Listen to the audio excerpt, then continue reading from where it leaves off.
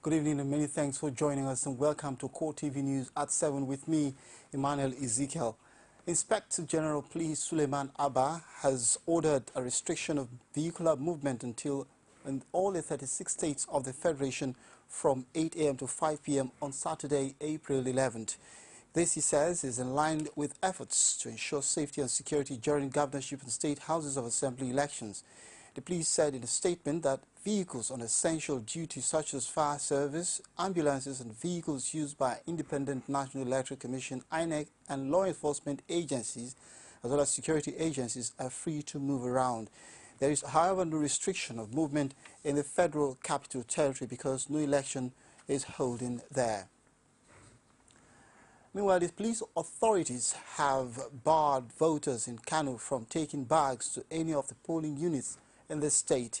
This, they say, is part of measures to ensure maximum security during Saturday's governorship and state houses of assembly elections in the state. Police Commissioner Ibrahim Idris said this on a day the new resident electoral commissioner for Kano, Hussaini Raji, disclosed that election materials have been sent to all 44 local government areas. We've built on what we have provided in the last election. And we promise that we are going to give maximum security. And from the INEC point of view, which I'm sure the REC will later brief you, everything is ready for this election. As usual, we are calling on people of the state to give us maximum support, as they did in the last election. In fact, they should give us more support now. People should be patient at the polling units.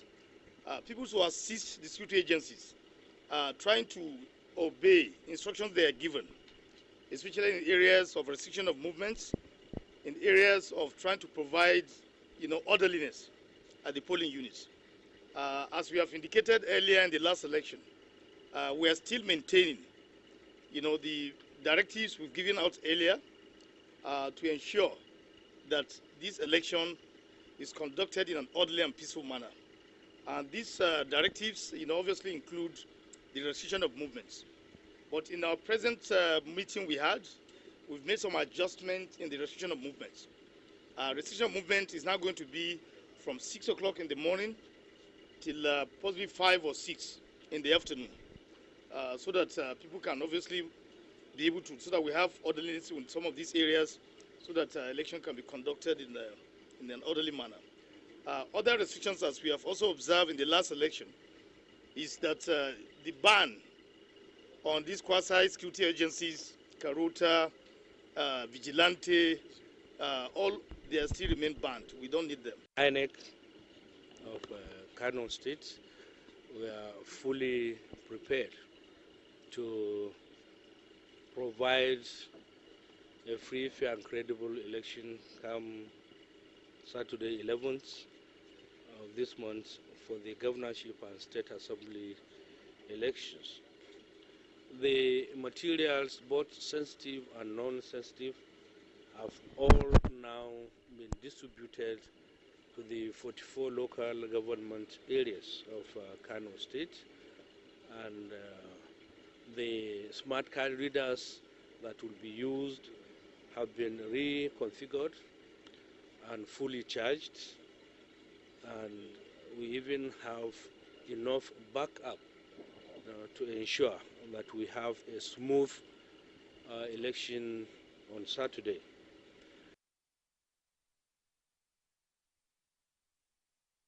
We're staying with security matters relating to the forthcoming governorship and state houses of assembly elections, where the federal government has cautioned residents of Northeast to be more vigilant during the April governorship elections to avoid any Boko Haram attack. This, according to the coordinator of the National Information Center, Mike Omeri, is because the insurgents' penchant for attacking soft targets. Omeri said this at a news conference in Abuja, where he also reaffirmed government's commitment to stemming the tide of insurgent attacks.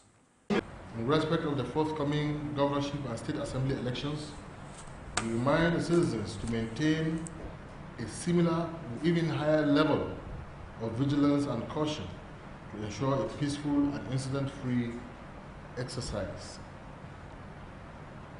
You will note that the military's real successes in regaining control of Boko Haram's stronghold in Borno State is a testament to our troops' unwavering commitment to defeating insurgency. Reclaiming Nigerian territories and establishment of an atmosphere of peace and safety remains the government's top priority.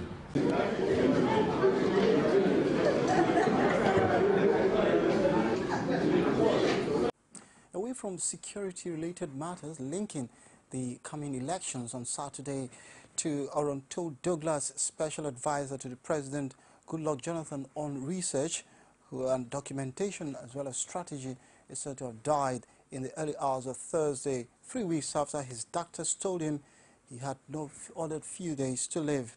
He was diagnosed with cancer in 2008 and had been battling with the disease since then, with encouraging signs of improvement, with his family members say. Douglas, a trusted aide of Jonathan, traveled to the U.S. in March for his regular checkup and was told by his doctors that he could not survive further medication. Unlike in 2011, when he went on a nationwide campaign tour of Jonathan, he was not strong enough to participate in the 2015 campaign and could no longer go to the office. Douglas, who would have turned 49 on August the 6th, started as a young lawyer and environmental rights activist. He was the deputy director of Environmental Rights Action Friends of the Earth, a group devoted to protecting the environment. The Yoruba-born humanitarian had degrees in law from the University of Science and Technology, Port Harcourt, and the Montfort, Leicester, England. He was Commissioner for Information in Bayelsa State, but resigned in 2005 when DSP Alamesi, then governor, was impeached. He left behind a wife and 2 young sons. Meanwhile, President Goodluck Jonathan has expressed deep sadness over the death of his special advisor on research, documentation and strategy, Oronto Douglas. The one-time environmental activist was a personal aide to President Jonathan until his death after a protracted battle with cancer. In a statement issued by presidential spokesman Ruben Abati, the president described Douglas as one of the most trusted and distinguished sons of the country who excelled in any task. He noted that the President remains thankful to God for the resourcefulness that Oronto brought to bear on every assignment as a loyal and dutiful aide during his tenure as governor of Bayelsa State, as vice president, acting president, and eventually president. President-elect Muhammadu Buhari has commiserated with President Goodluck Jonathan over the demise of his special advisor on strategy and documentation, Oronto Douglas. In a condolence message to the president made available to media by the Director of Media and Publicity APC presidential campaign in Abuja, General Buhari expressed sadness on the death of the president's long-standing aide, and he described Oronto Douglas as a young and dynamic individual who still has a lot to offer the country.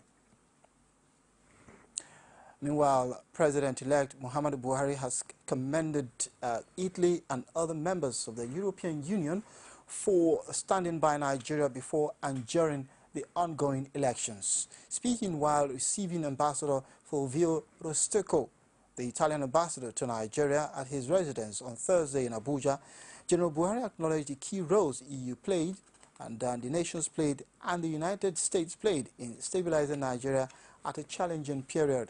Receiving a letter of congratulations from Italian President Sergio Mattarella, which was delivered by Ambassador Rostecco, Buhari promised to pay attention to areas that will enhance the existence of bilateral relations between the two countries.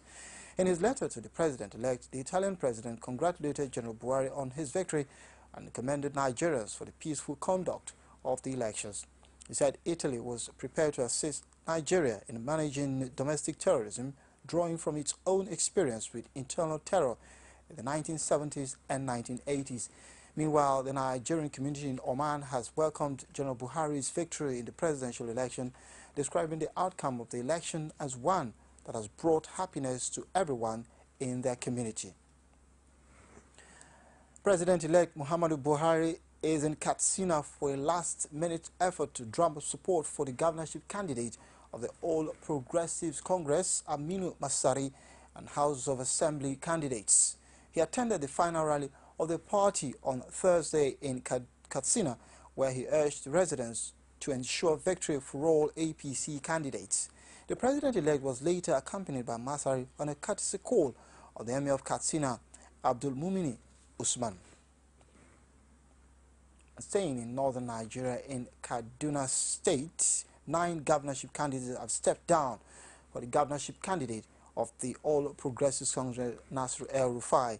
All the candidates made their intention known in a statement signed by the leader, Mohammed Ahmed, governorship candidate of the People's Party of Nigeria. The candidates said that they decided to back El-Rufai after a careful study of the manifesto of the APC, as well as its aim and objectives, which they insist is in line with their aspirations. They therefore called on their teaming supporters to come out en masse and vote for El-Rufai on April the 11th. And with that story, we'll go for a quick break. We'll come back after the break and bring you more stories. Don't you wish your mommy was fine like mine? Yeah. Don't you wish your mommy was smart like mine? Yeah. Don't you? Don't you wish your mommy could laugh like mine? And that's why every mom should take 3 Crowns milk with low cholesterol to help stay fit and healthy so she can take extra care of her family. Don't you wish your wifey was hot like mine? 3 Crowns now comes in powder. Welcome back. You're still watching CoreTV News at 7. Well, you can reach us on the following social media platforms: Facebook, facebook.com/CoreTV News, or our Twitter handle at CoreTV News NG. You can also check our YouTube channel, youtube.com/CoreTV. Leave a space and the news. Now, next story takes us to Ogun State, where the Bikule Amosu campaign organization has asked the residents of Ogun State to be vigilant and on guard as they head to the polls on Saturday so as to prevent violence. Olajumoke Olatunji has more in this report. The gubernatorial elections just a few days away. Political stalwarts in Ogun State have taken to playing the allegation game. About 48 hours ago, the PDP governorship candidates raised an alarm over alleged plans of the incumbent governor to rig governorship elections in the state by purchasing impending PVCs that have not been collected. It has come to our notice that the governor of the state, Senator Ibikule Amosun, has purchased many of the uncollected PVC for underhand use of the APC, while Ogwainek said about 400 cars remains uncollected. Many of these cars are now in the possession of Amosun and his people. This plot, according to what we learned, is the first lineup of a system which the APC wants to deploy in rigging the gubernatorial and House of Assembly polls on Saturday. In an official reaction to this allegation, the Bikule Amosu campaign organization led by Bode Mustafa has also claimed that the PDP has recruited thugs to disrupt the voting process and cause chaos on Saturday. Also alleging that INEC may have been compromised. We also want to alert the public that PDP leaders have compromised some operatives of the Independent National Electoral Commission, INEC. The PDP, having realized they cannot win the governorship and House of Assembly elections on Saturday, have resorted to a sinister plot in which they will cause mayhem aimed at preventing the electorate from voting, disrupting the voting and counting process, and creating an atmosphere of chaos that will compel the electoral body to cancel the votes across the state and in Ogun Central District in particular. To realize this plan, the PDP had already recruited some thugs and cult boys and have also armed them. In doing so, the organization is calling residents of Ogun State to be vigilant and on guard so as not to fall victim of any political violence. Use this press briefing to alert the entire public, particularly our security agents, to be vigilant and on guard to prevent and checkmate this anti-people, unlawful and undemocratic plan by the PDP. We believe our people have the right, like other Nigerians, to freely choose who governs them. We in APC are ready for the elections. But Independent National Electoral Commission has debunked allegation of sold PVCs coming from both parties and has described as immature political strategy that could tarnish the image of the electoral umpire. Olajumoke Latunji, CoreTV News at Belkota. Now, the impeachment, FIFA, and consequent subsequent crisis that has crippled Ekiti State for some days has called for concern from the state's traditional rulers. Rising from an extraordinary emergency meeting, the monarchs called for peace among political players as they also urged INEC to ensure peaceful conduct of the House of Assembly elections. Our correspondent Rashid tells us more. Following the impasse between the IOFIOC-led Ekiti State government and the Adewale Omiri-led House of Assembly, events in Ekiti State has been a major source of concern for the state's traditional rulers. Rising from an emergency meeting, the Obas appealed to politicians to come to the round table, especially as the House of Assembly elections approaches in a matter of hours. Council hereby appeals to all the political gladiators to shield their swords, eschew violence and give peace a chance. Council therefore appeals to the law enforcement agencies to ensure the security and safety of lives and property of Ekiti State before, during, and after the election on Saturday, 11th April 2015. Council also strongly appeals to INEC to discharge its duties without fear or favor to ensure the credibility of the election. On the side of INEC, the Commission reiterated its readiness for Saturday's poll, saying INEC will conduct the elections irrespective of the ongoing crisis. Preparatory to the House of Assembly election. No, we don't have governorship election in Ekiti State. We have only House of Assembly election in Ekiti State. And part of our preparations for the election is the distribution of these materials to our local government area offices. We are fully prepared for Saturday election, inshallah. As NEM also returns to Ekiti with the House of Assembly election in focus, the next line of action from the warring factions still remain unknown. Rashid, CoreTV News, Ado Ekiti. Our next story is still focused on Ekiti State, where a Lagos-based lawyer, Femi Falana, has advised the state governor, Ayo Fayoso, to take the impeachment notice served on him by the 19 All Progressives Congress APC lawmakers in the State House of Assembly, saying notice is valid before the law. Citing sections 91, 96 and 188 of the country's constitution, Falana explained that what was required to serve as an impeachment notice was 1/3 of the members of the Assembly, noting that the 19 members that signed the notice were more than the 1/3 required of the total legislators required by the Constitution. He added that the Constitution did not also stipulate that the impeachment notice must be signed in the Assembly chamber. Now, in view of the current happenings in the country, happenings in the Nigerian society, a Christian group in Oyo State has called for an end to all forms of terrorism, ritual, armed robbery and political killings across the country.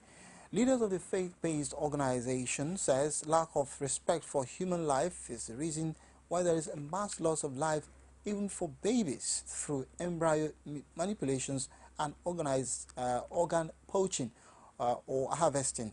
Meanwhile, urging the government and society leaders to review policies and strategies in safeguarding the existence of the human race. Omotayolo tells us more. The right to life is no doubt the most basic of all human rights, regardless of race, color, creed, sex, religion, age, and even the condition of dependency. While it is often said that if a man has life, he has hope, it is a message driven home by a pro-life campaign group which advocated for more protection of human life and family values.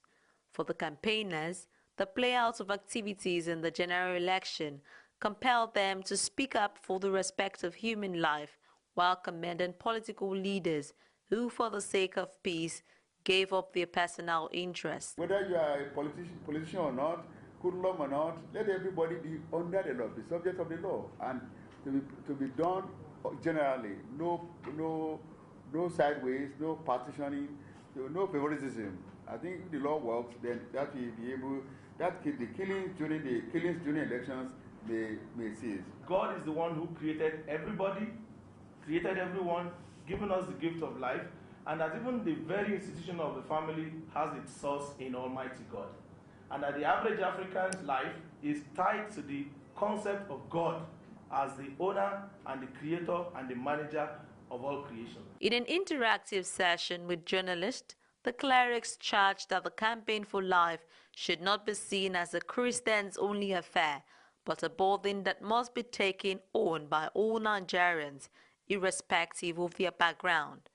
Learning to the situation in Ekiti State, Gabriel Adegunrin warned politicians to always consider the lives of their followers before taking any action. I believe that the elders and the decent people in PDP political party should be able to call Governor Fayoshe to order and ask him, tell him exactly what it means to rule or to guide or to lead.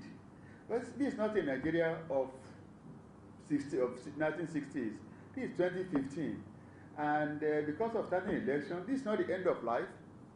Somebody who you found there, he left peacefully. What's the continuation of violence and disturbing the society? The gathering also examined the importance of a single life to God, warning against its destruction by those who were not part of its creation. Omotayiwalo, CoreTV News, Ibadan. If you've just joined us, you're watching CoreTV News at 7. We'll go for another quick break. When we return, we'll tell you how the nuclear deal that is between the US and Iran and the other world powers is taking a new turn. Stay with us. You can now watch CoreTV News live from anywhere in the world on our website, www.coretvnews.com. Click on Live TV on our website and watch us live. And welcome to CoreTV Primetime News. To follow us on Twitter, click on Twitter icon on our website. On Facebook, click on the Facebook and YouTube to see all our previous news production. You can also watch us live on YouTube. Click CoreTV, leave a space, then News. CoreTV News, our 24-hour news station. Welcome back. Straight to the story I earlier told you, where Iranian Supreme Leader Ayatollah Khamenei says there is no guarantee of a final deal with world powers on its nuclear program. Earlier, President Hassan Rouhani had said Iran would not sign a final deal unless sanctions were lifted on the first day of their implementation. Last week, Iran and world powers reached a framework agreement on the issue. Since then, Iran and US officials have been trying to persuade hardliners in both countries to back the deal. The deal stipulates Iran must slash a stockpile of enriched uranium that could be used in a nuclear weapon and cut by more than 2/3 of the nuclear arsenals of centrifuges that could be used to make more. In return, UN sanctions and separate measures imposed unilaterally by the US and the EU will be lifted as a global nuclear watchdog. The International Atomic Energy Agency, IAEA, confirms Iranian compliance. On Monday, American officials made clear sanctions would have to be lifted in phases. The deal was celebrated by Iran in the country, but was dismissed by hardliners who say Iran surrendered too much in exchange for too little. Similarly, some in the US Congress have been skeptical of the deal, while Israeli Prime Minister Benjamin Netanyahu has expressed fervent opposition. And that's our package for 7. My name is Emmanuel Ezekiel. In the meantime, we're bringing you the reporter shortly. Do not go away. And of course, our primetime news at 9:45 comes up. Thank you for watching.